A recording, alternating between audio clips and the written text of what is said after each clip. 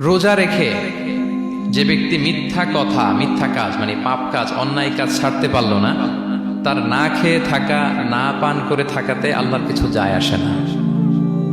তার ওই রোজার আল্লাহর কোনো প্রয়োজন নাই। এটা জাস্ট উপোস, এটা জাস্ট অনাহার, জাস্ট আমি পানি খাইনি, আমি খাবার দাবার গ্রহণ করিনি, দ্যাটস ইট, এতটুকুই। এতে আল্লাহর কিছু যায় আসে না। এটার কোনো সিগনিফিকেন্স আল্লাহ তাআলার কাছে নাই যে রোজাও রাখলো আবার মিথ্যাও বলে, রোজাও রাখলো আবার গীবত করতেছে, রোজাও রাখে অন্যের জন্য অকল্যাণ কামনা করে, রোজাও রাখে খারাপ কাজ করতেছে, নিষিদ্ধ কাজগুলো করতেছে। তাহলে এই রোজা রাখা না রাখার সমান, এই রোজায় কোনো ফায়দা নাই। একটা ওয়ার্নিং পাওয়া গেছে না এখানে, যে ওয়ার্নিং, রোজা রেখে সাবধান, কোনো পাপ কাজের সাথে জড়ানো যাবে। আরেকটা ভয়ঙ্কর ওয়ার্নিং, যেটা বেসিকলি রাসূল সাল্লাল্লাহু আলাইহি ওয়াসাল্লামের পক্ষ থেকে গভীর হুঁশিয়ারি এবং বদদোয়া, বেসিকলি খুবই ভয়ঙ্কর এই বর্ণনাটা। মুসনাদে বাজ্জারে হাদিসটা এসেছে, হাদিসটি হাসান পর্যায়ের হাদিস। জাবির ইবনে সামুরা রাদিয়াল্লাহু তাআলা আনহু বলেন, সাইদান নবী সাল্লাল্লাহু আলাইহি ওয়াসাল্লাম আল মিম্বার, রাসূল সাল্লাল্লাহু আলাইহি ওয়াসাল্লাম মসজিদে নববীর মিম্বারে আরোহণ করলেন। ফাকালা আমিন আমিন আমিন, তিনবার তিনি আমিন বললেন, আমিন আমিন আমিন। ফালাম্মা নাযালা সুইলা আন যালিক, যখন নেমে আসলেন জিজ্ঞেস করা হলো, রাসূল সাল্লাল্লাহু আলাইহি ওয়াসাল্লাম আপনি আমিন আমিন আমিন বললেন, এমন তো করতে দেখি না কখনো, কেন বললেন? ফাকালা, রাসূল সাল্লাল্লাহু আলাইহি ওয়াসাল্লাম বললেন, আতানি জিবরিলু, জিবরাইল একটু আগে আমার কাছে এসেছে। ওয়াকাল, এবং বলেছে, রহিমা আনফুমরিইন আদরাকা রমাদানা ফালাম ইউগফার লাহ, ওই ব্যক্তির ধ্বংস হোক যে রমাদান পেল কিন্তু নিজের জীবনের গুনাহ ক্ষমা করাতে পারল না। কুল আমিন, আমাকে আমিন বলতে বলা হলো। ফাকুলতু আমিন, আমি বললাম আমিন। ওয়া রহিমা আনফুমরিইন যুকিরতা ইনদাহু ফালাম ইউসাল্লি আলাইহি, যার সামনে হে নবী আপনার নাম উচ্চারণ করা হলো কিন্তু সে আপনার উপর দুরূদ পড়ল না, তার ধ্বংস। আমি বললাম আমিন। রহিমা আনফু রাজুলিন আদরাকা ওয়ালিদাইহি আও আহাদাহুমা ফালাম ইউগফার লাহ, যে ব্যক্তি তার পিতামাতা উভয়কে পেল কিংবা দুজনের একজনকে পেল কিন্তু তাদের সেবা শুশ্রূষা, তাদের প্রতি ইহসান করে, তাদের খেদমত করে সে ক্ষমা পেল না, আল্লাহর পক্ষ থেকে ক্ষমা অর্জন করতে পারল না, তার জন্য ধ্বংস। আমি বললাম আমিন।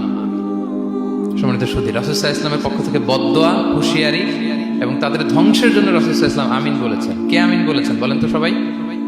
কে বলেছেন? স্বয়ং রাসূলুল্লাহ সাল্লাল্লাহু আলাইহি ওয়াসাল্লাম বলেছেন আমিন।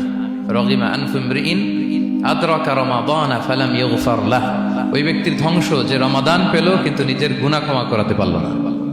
এবার কি একটু ভয় লাগতেছে? এতক্ষণ তো খুব হোপফুল ছিলাম আমরা, এখন কেমন মনে হচ্ছে আপনাদের বলেন? রমাদান পেলাম কিন্তু মুক্তি নিশ্চিত করতে পারলাম না, ক্ষমাপ্রাপ্ত বান্দাদের যে লিস্ট ওখানে নিজের নাম তুলতে পারলাম না, তাদের জন্য ধ্বংস। এবং এই বদদোয়া করে স্বয়ং রাসূলুল্লাহ সাল্লাল্লাহু আলাইহি ওয়াসাল্লাম বলেছেন আমিন। তো এই দোয়া তো সুনিশ্চিতভাবে আল্লাহ তাআলার কাছে কবুল। এই ব্যাপারটা কিন্তু খুবই ভয়ঙ্কর। It's a reminder for me and for all of you. আমরা যেন আমাদের প্রত্যেক কাজের মধ্য দিয়ে রমাদানে এটা ভাবি যে আমি ক্ষমাপ্রাপ্ত বান্দাদের অন্তর্ভুক্ত হতে পারলাম কিনা, এই রমাদানে ইবাদতের মধ্য দিয়ে আমি আল্লাহর ক্ষমা, মুক্তি, জাহান্নাম থেকে মুক্তি নিশ্চিত করতে পারলাম কিনা, এটা কিন্তু আমাদেরকে বারবার খেয়াল রাখতে হবে। তাই রমাদান যেমনি আমাদেরকে হোপফুল বানায়, আশা দেখায়, সম্ভাবনার মাস, আশা জাগা নিয়ে মাস, at the same time this is the month of warning. এটা কিন্তু সতর্কতার মাস, সতর্কতা বাণী প্রদান করেছেন বিষ্ণু ইসলাম। রমাদান পেয়ে যারা ক্ষমা পেল না তাদের জন্য ধ্বংস। আল্লাহ তাআলা যেন আমাদেরকে ওই কাতারে না ফেলে।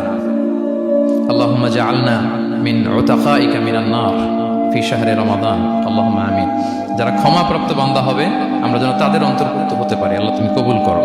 আমরা সবাই পড়ি আমিন। পাশাপাশি সম্মানিত সুধী, আমাদের মুহতারাম ইউসুফ স্যার খুব সুন্দর করে, খুব সংক্ষেপে তাকওয়ার ব্যাপারে বলছিলেন। আসলে এই রমাদানে আমাদের সব ইবাদতের মধ্য দিয়ে এটা আমাদেরকে খেয়াল করতে হবে যে আমাদের রোজার মূল উদ্দেশ্যটা হাসিল হচ্ছে কিনা, দ্য প্রাইম অবজেক্টিভ, যেটা আল্লাহ আয়াতের শেষাংশে বলেছেন লাআল্লাকুম তাত্তাকুন, যাতে করে তোমরা আল্লাহ সচেতন হতে পারো, গড কনসিয়াস হতে পারো। এটা হচ্ছে দ্য প্রাইম অবজেক্টিভ অফ সিয়াম। অনেকে বলে যে রোজার মূল উদ্দেশ্য হচ্ছে না খেয়ে থাকা, মানে ক্ষুধার যন্ত্রণা উপলব্ধি করা। No, it's not the prime objective of সিয়াম। অনেকে মনে করে যে গরিবদের কেমন কষ্ট হচ্ছে এটা উপলব্ধি করা হচ্ছে রোজার মূল উদ্দেশ্য।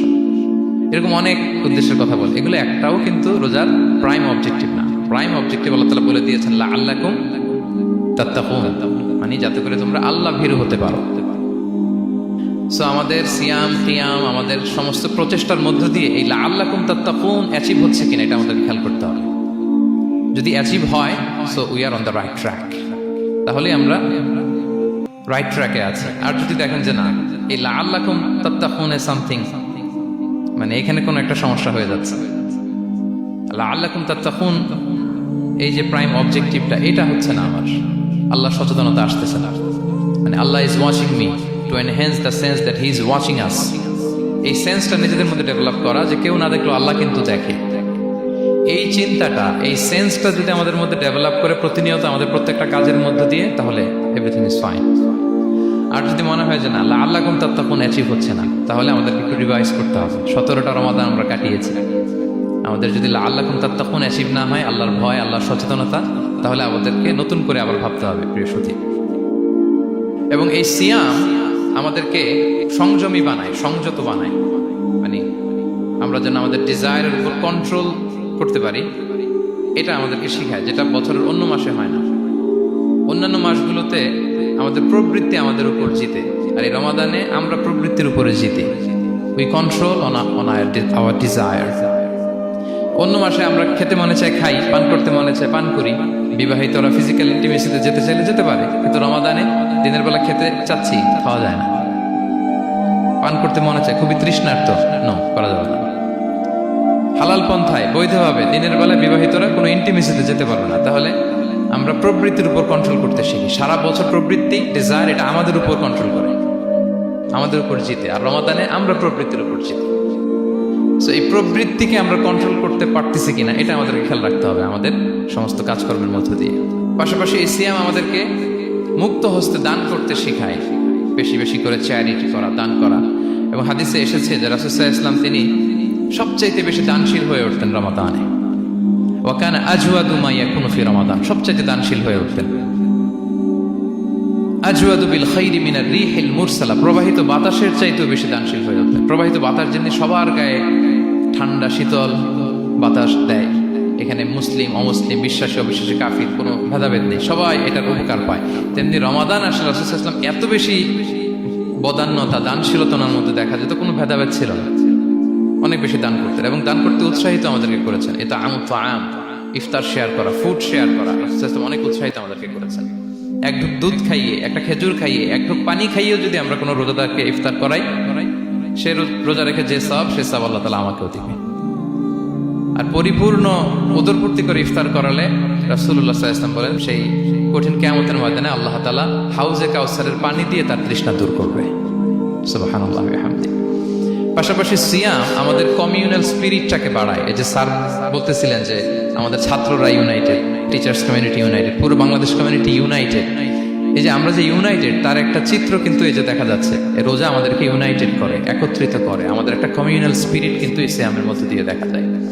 পাশাপাশি এই সিয়ামের মধ্য দিয়ে আমাদের সেলফ ট্রান্সফরমেশন ঘটে। আমরা অনেক বদ অভ্যাস থেকে কিন্তু মুক্তি পেতে পারি এই সিয়ামে। এটা আমাদেরকে খেয়াল করতে হবে। 17টা রোজা আমরা কাটিয়েছি। মানুষের কোনো হ্যাবিট চেঞ্জ করতে 21 থেকে 30 দিন সময় লাগে। তার মানে আমাদের যে কোনো ধরনের বদ স্বভাব আমরা এই রমাদানে চেঞ্জ করতে পারি। আমাদের অনেকের স্মোকিং এর অভ্যাস আছে, এখানে হয়তো কারো নেই, কিন্তু অনেকের আছে। এই রমাদানে কিন্তু আমাদের একটা অপরচুনিটি স্মোকিং থেকে নিজেদেরকে বাঁচানোর। তো আমাদের এই ব্যাড হ্যাবিটগুলো যেন, এগুলো থেকে আমরা বেঁচে থাকতে পারি। সম্মানিত সুধী।